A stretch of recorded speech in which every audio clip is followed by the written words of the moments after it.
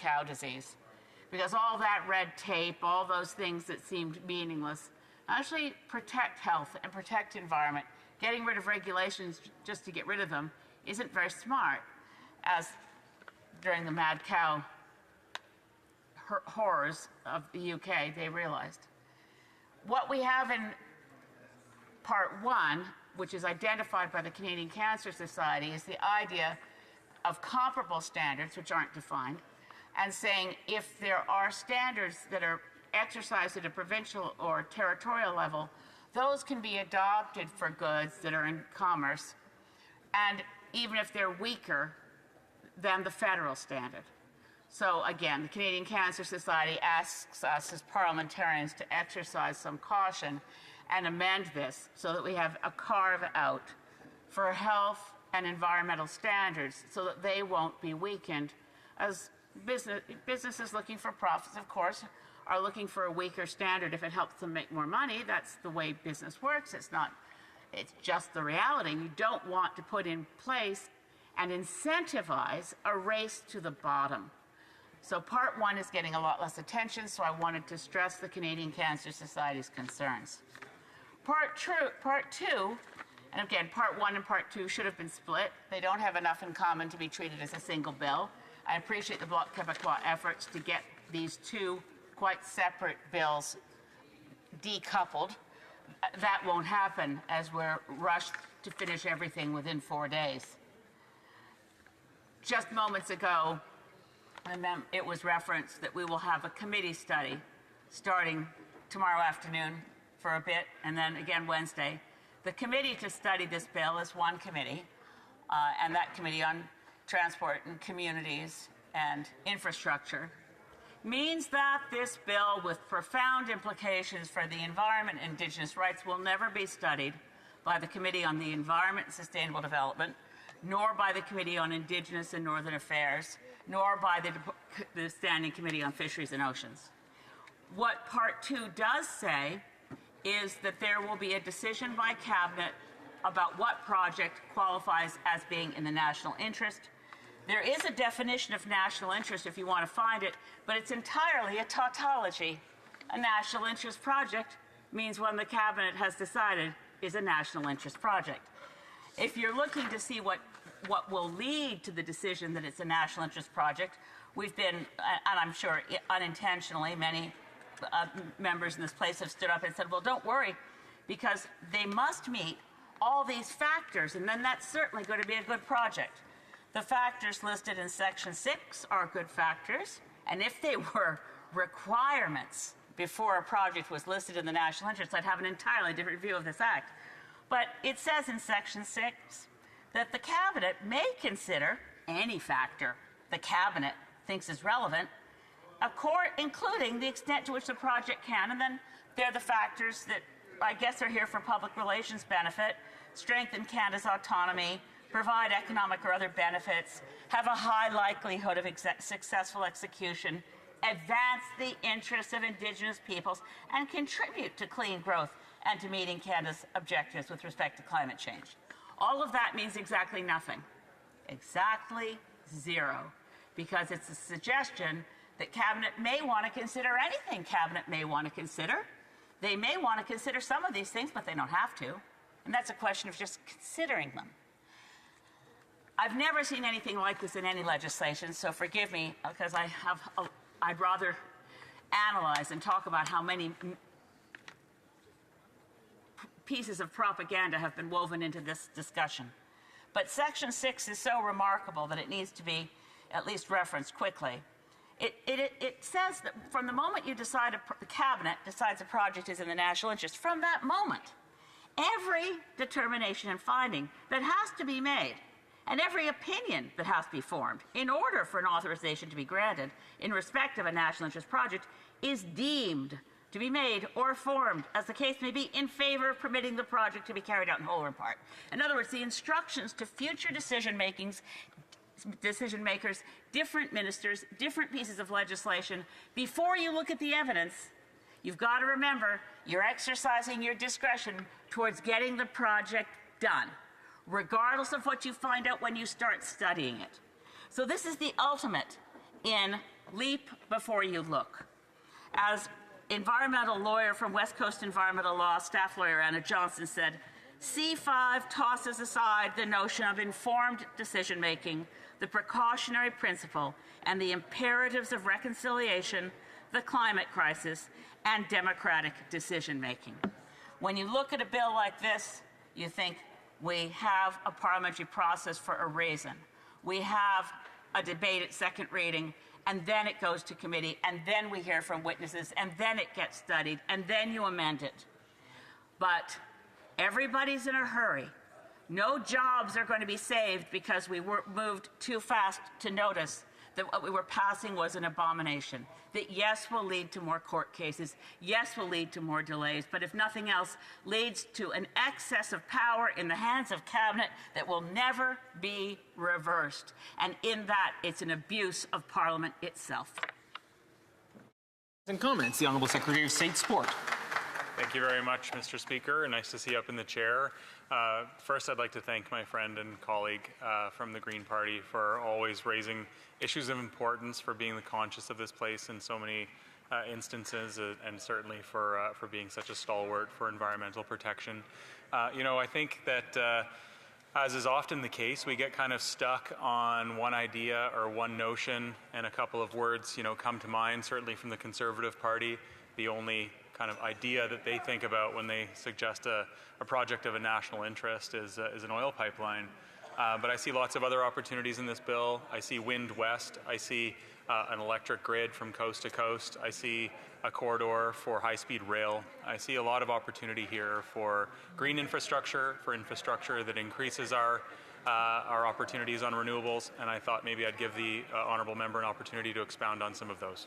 The Honourable Member for Saanich, Gulf Islands. I thank the Honourable Parliamentary Secretary for the question.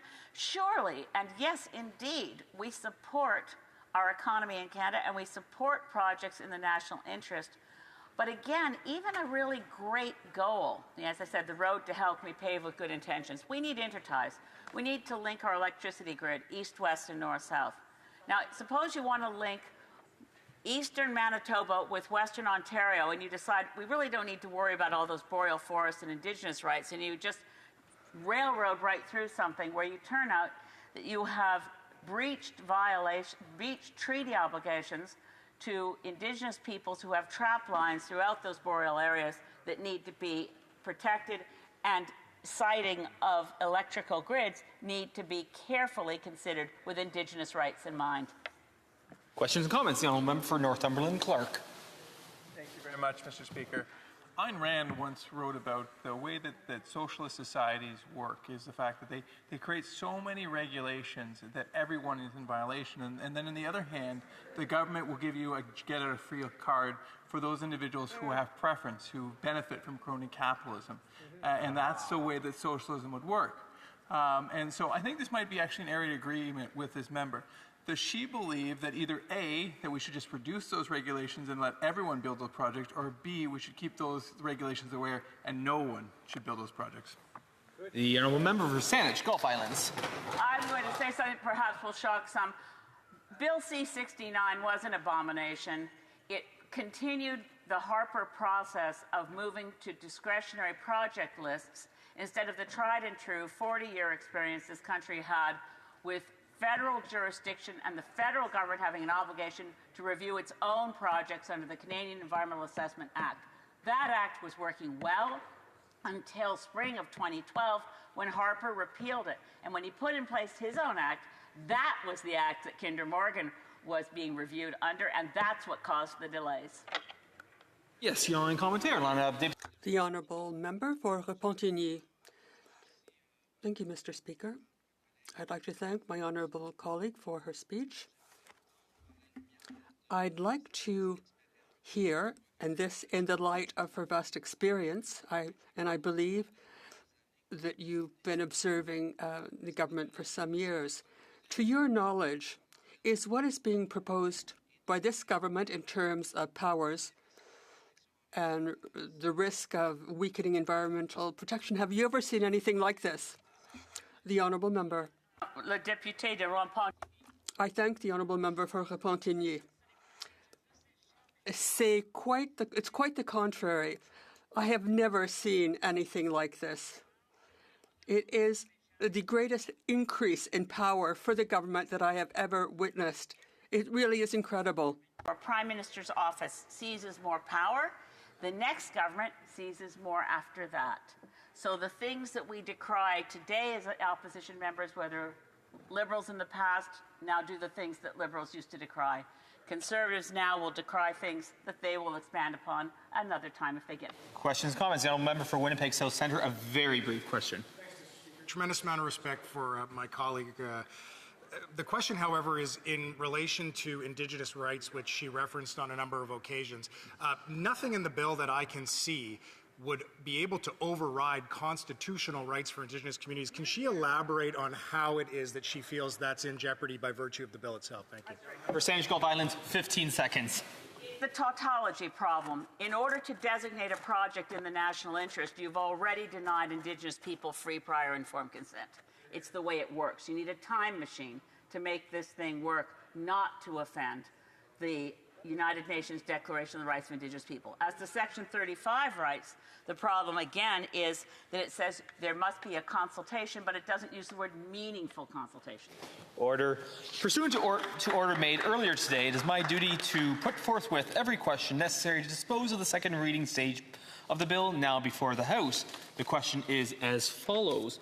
Madame Freeland, pour Monsieur Leblanc, appuyé par... Ms. Freeland moves that Bill C5, an act to enact the Free Trade and Labour Mobility in Canada Act and the Building Canada Act, be disposed of. If a member participating in person wishes that the motion be carried or carried on division, or if a member of a recognized party participating in person wishes to request a recorded division, I would invite them to rise and indicate it to the chair. The honourable member for Carleton Trail Eagle Creek. Carried on division. The honourable member for London West. Thank you, Mr. Speaker. Would like to get a recorded vote. Convoquez les députés. Call in the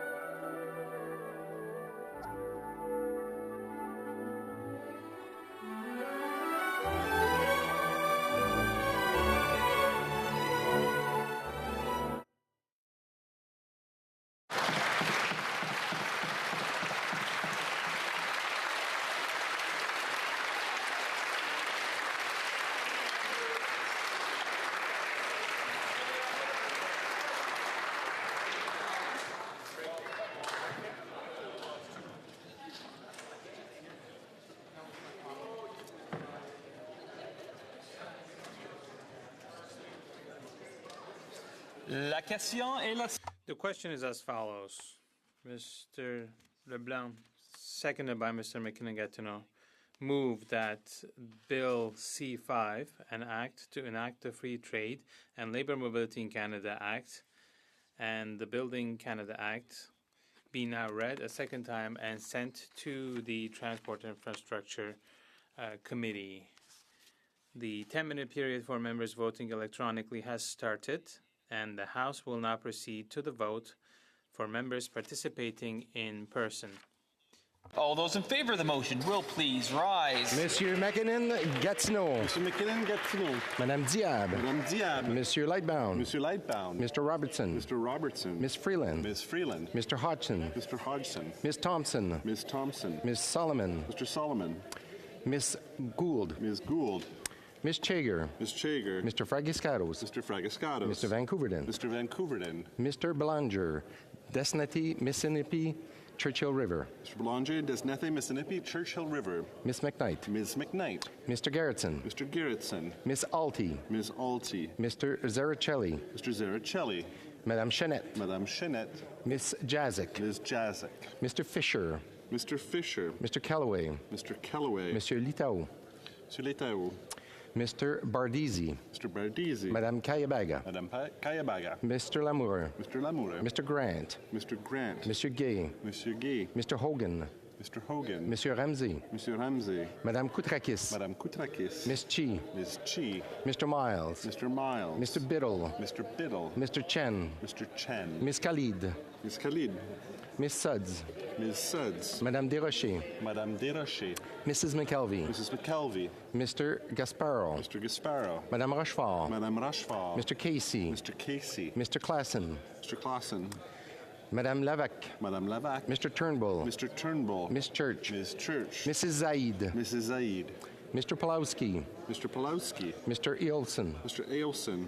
Mr. Baines. Mr. Baines. Mr. Carr. Mr. Carr. Miss Akan. Ms. Akan. Mr. Al-Soud. Mr. Al-Soud. Madame Auguste. Madame Auguste. Mr. Chang. Mr. Chang. Mr. Clark. Mr. Clark. Mr. Connors. Mr. Connors. Mr. Danko. Mr. Danko. Monsieur Deschaines Thériault. Monsieur Deschaines Thériault.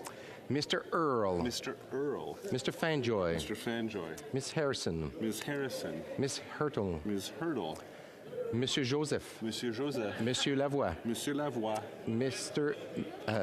MacDonald Cardigan. Mr. MacDonald Cardigan. Mr. Mallet Bay of Quinte. Mr. Mallet Bay of Quinte. Miss Miedema. Ms. Miedema. Madame Mingarelli. Madame Mingarelli. Miss Naughton. Ms. Nathan. Miss Wien. Ms. Wien. Monsieur Tumba. Mr. Tumba. Miss O'Rourke. Ms. O'Rourke. Mr. Saini. Mr. Saini. Monsieur Sari. Mr. Sati. Mr. Sawatsky. Mr. Sawatsky. Miss Sodi. Ms. Sodi. Monsieur Saint-Pierre. Mr. Saint-Pierre. Miss Tesser-Durskin. Ms. Tesser-Durskin. Monsieur Watchhorn. Monsieur Watchhorn. Mr. Shear. Mr. Shear. Mr. Bazan. Mr. Bazan. Mrs. Block. Mrs. Block. Mr. Chong. Mr. Chong. Mrs. Stubbs. Mrs. Stubbs. Mr. Chambers. Mr. Chambers. Mr. Albus. Mr. Albus. Okay. Mr. Jennis. Mr. Jennis. Monsieur Brassard. Monsieur Brassard. Mr. Workington. Mr. Workington. Mrs. Cramp-Nyman. Mrs. Cramp-Nyman. Mr. Cooper. Mr. Cooper. Mr. Caputo. Mr. Caputo. Mr. Van Popta. Mr. Van Popta. Mr. Kelly. Mr. Kelly. Monsieur Mallet, Kapuskasing, Timmins, Mushkegowuk. Mr. Mallet, Kapuskasing, Timmins, Mushkegowuk. Mr. Viss. Mr. Viss. Mr. Baldinelli. Mr. Baldinelli. Mr. Calkins. Mr. Calkins. Mr. Lawrence. Mr. Lawrence. Mr. Bragdon. Mr. Bragdon. Mrs. Goodridge. Mrs. Goodridge. Mr. Muse. Mr. Muse. Mr. Arnold. Mr. Arnold. Mrs. Gallant. Mrs. Gallant. Mr. Albultaif. Mr. Abultayev. Mr. Diot. Mr. Diot. Mr. Cram. Mr. Cram. Mr. McLean, Calgary Center. Mr. McLean, Calgary Center. Mr. Anderson. Mr. Anderson. Mr. Ow. Mr. Ow. Mr. Babber. Mr. Babber. Mr. Bailey. Mr. Bailey. Monsieur Bélanger, Sudbury Est, Manitoulin, Nickelbelt. Monsieur Bélanger, Sudbury Est, Manitoulin, Nickelbelt. Mr. Bexty. Mr. Bexty. Mr. Bonk. Mr. Bonk. Mrs. Borelli. Mrs. Borelli. Mr. Gill, Calgary Skyview. Mr. Gill, Calgary Skyview. Mr. Gill, Brampton West. Mr. Gill, Brampton West. Mr. Gill, Calgary McKnight. Mr. Gill, Calgary McKnight. Mr. Gill, Windsor West. Mr. Gill, Windsor West. Mr. Googlemin. Mr. Guglielmin. Mr. Gunn. Mr. Gunn. Mr. Ho. Mr. Ho. Mr. Holman. Mr. Holman. Mrs. Conans. Mrs. Conans. Miss Cronis. Ms. Cronus. Mr. Currick, Hamilton East, Stony Creek. Mr. Currick, Hamilton East, Stony Creek. Mr. Mantle. Mr. Mantle.